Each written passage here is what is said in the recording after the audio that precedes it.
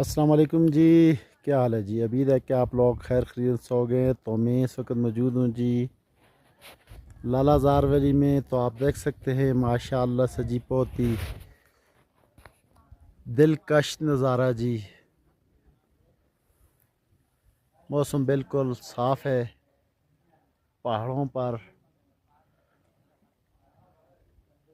बिल्कुल हरियाली अभी ख़त्म होती जा रही है। आसमान पर भी हल्के हल्के बादल बने हुए हैं, लेकिन मौसम आगे खुश्क है, बारिश होने का कोई चांस नहीं है।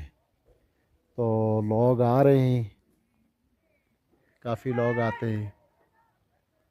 तो आप लोग भी आएँ और वादी कागान की खूबसूरत वादियों लालाजार वैली, झील सैफल मलूक, लालू सर, बाबू सर टॉप वगैरह को एंजॉय करें।